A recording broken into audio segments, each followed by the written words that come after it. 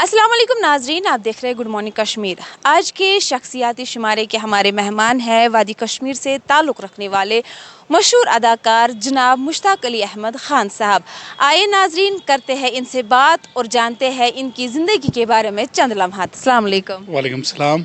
मुश्ताक साहब, सबसे पहले मैं आपसे जानना चाहूँगी, कश्मीर से आप ताल्लुक़ रखते हैं, किस जगह पे आप रहते हैं, तालीम कहाँ पे आपने हासिल की है? मैं रहता हूँ अभी राजबाग में। तालीम मेरी हुई है, पहले कुछ मेरी मदर फादर बाहर पोस्टेड थे तो वहाँ कुछ स्कूलों में, लेकिन श्रीनगर में आके मैं डीएवी स्कूल में पढ़ा हूँ, जवाहर नगर के डीएवी स्कूल में। ये भी आपसे जानना चाहूँगी, मैंने पहले भी कहा कि मशहूर अदाकार है आप, तो किस तरह से आप इस यूँ कहें हम फिल्म इंडस्ट्री है, टीवी का टीवी की जो दुनिया है, किस तरह से आप इसमें आए? वही जो घिसा पिटा डायलॉग सबका होता है, मेरा भी वही है कि बचपन से शौक था और सचमुच था स्कूल से ही, लेकिन ये नहीं मालूम था टीवी करूँगा, फिल्म करूँगा, थिएटर करूँगा, ये नहीं मालूम। लेकिन हाँ, गाने का हल्का फुल्का जो एक्शन सॉन्ग हुआ करते थे हमारे टाइम पे स्कूल में, उनका शौक था। तो फिर जैसे आगे आगे बढ़े तो कॉलेज में आते आते शौक और थोड़ा बढ़ा, तो शुरू हुआ मेरा गाने से ही। गाता था, या कॉलेज में कोई स्किट हो गया, ड्रामा हो गया, वो कर लिया। तो उसी दौरान मुझे टेलीविज़न में चांस मिला।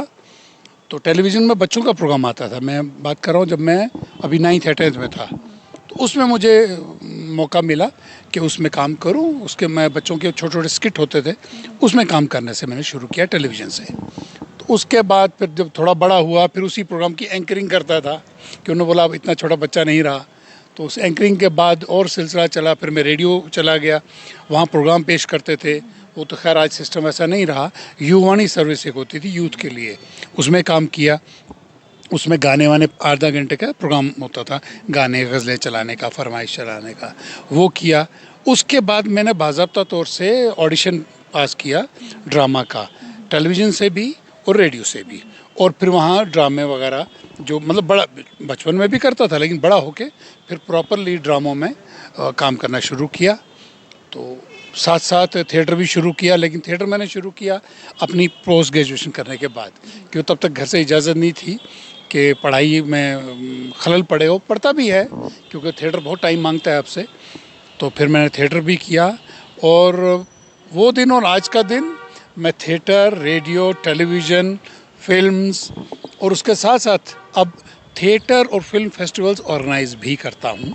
ये मेरे पिछले 5-8 साल का काम है कि मैं आपसे ये भी जानना चाहूँगी, आजकल अगर हम बात करें, चाहे हम सिंगिंग की बात करें, एक्टिंग की बात करें, कम्युनिकेशन का ज़माना है। एक गाना गया, सोशल मीडिया पे डाला, वायरल। थोड़ी बहुत एक्टिंग की, सोशल मीडिया पे डाले और वायरल। आपको किस तरीके का स्ट्रगल करना पड़ा यहाँ तक पहुँचने के लिए? बहुत बहुत ज़्यादा। मैं ये कहूँ कि टेलीविज़न की बात कहूँ, जहाँ से मैंने शुरू किया अपना करियर, टेलीविज़न में एक रोल मिलना मुझे लगता है आज के दौर में बॉलीवुड में फ़िल्म मिलने से ज़्यादा मुश्किल था, क्योंकि एक ही चैनल थी, एक ही ज़रिया था आर्टिस्ट के लिए, वो था दूरदर्शन जो श्रीनगर का स्टेशन था।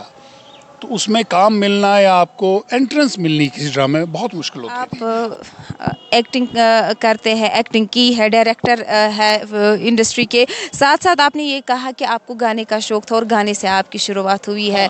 तो शायद ही कुछ लोग ये जानते होंगे कि मुश्ताक साहब गाते हैं।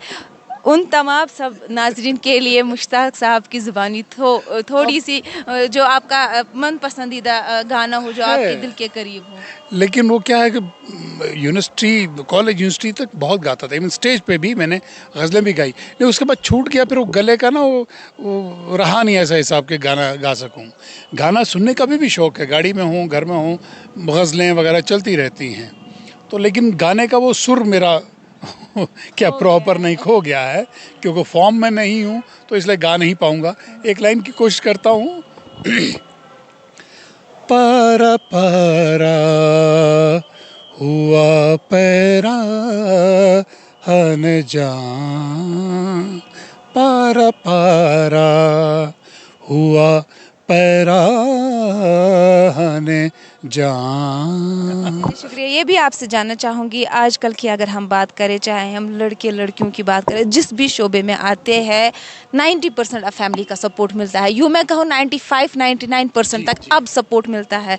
तो जब आप स्कूल में थे, कॉलेज में थे, फैमिली का कैसा सपोर्ट रहा है? पिटाई पड़ती थी घर में आके। गाना, कोई इंस्ट्रूमेंट बजाना, थिएटर जाना बिल्कुल मना था घर से। वही वजह है कि मैंने टेलीविज़न थोड़ा थोड़ा किया, वो भी बचपने में कर दिया, फिर उन्होंने रोका, बोला पढ़ाई करो फिर करना। तो फिर जब मैं पीजी कर चुका तो फिर उन्होंने देखा कि इसको शौक जाता नहीं है, फिर मुझको मतलब बड़ी मुश्किल से अलाउ किया। लेकिन घर में मुझे एक और चीज़ बताऊँ, मुझे म्यूज़िकल इंस्ट्रूमेंट्स का बहुत ज़्यादा शौक था। मैं तबला बजाना चाहता था या और कोई इंस्ट्रूमेंट सीखना चाहता था। घर वालों ने बिल्कुल मना किया, बोला नहीं, घर में तू तबले वबले बजाएगा, नहीं चलेगा। बड़ी ऑर्थोडॉक्स फैमिली थी सभी, मेरी क्या सबकी फैमिलीज ऑर्थोडॉक्स होती थी। लड़कियों की तो सवाल ही, लड़कों को भी इजाज़त नहीं थी इस फील्ड में आने की, ये सब करने की। तो खैर अब वक्त बहुत निकल गया है, अब थोड़ा डिफरेंट हो गई ये सोच। अच्छी है, मैं इस सोच से खुश हूँ। आखिरी सवाल मेरा, क्योंकि वक्त भी नहीं रहा, आपसे और भी बात करते लेकिन वक्त इजाज़त नहीं देता है। आखिरी सवाल मेरा आपसे, आपने कहा आपकी फैमिली का 0% सपोर्ट था। क्या आपकी फैमिली में अब कोई मुश्ताक अली ख़ान की फैमिली में से जो टीवी की दुनिया में आना चाहता है या अभी आपके बाद इस इंडस्ट्री में है? जी नहीं, बड़े अफसोस की बात है कि कोई नहीं है, क्योंकि ये बड़ा मुश्किल फील्ड है। बहुत सी फ्लक्चुएशंस आती हैं, अप्स एंड डाउन्स आती हैं इस करियर में। तो दे हैव ऑप्टेड फॉर वो क्या बोलते हैं उसको, इलेक्ट्रॉनिक्स का मीडियम है आजकल, या इंजीनियरिंग है या बाकी चीज़ें हैं या बिज़नेस है। तो इस फील्ड में हमारी पूरी फैमिली से, मुझसे पहले भी कोई नहीं था, मेरे बाद भी कोई नहीं है, आगे आ जाए तो पता नहीं। जी, बात करने के लिए हमारे साथ बात कर रहे थे कश्मीर के मशहूर अदाकार जनाब मुश्ताक अली अहमद ख़ान साहब, जिन्होंने अपनी ज़िंदगी के बारे में चंद लम्हात हमारे और आपके साथ शेयर किए। गुड मॉर्निंग कश्मीर के लिए मैं सुरखाब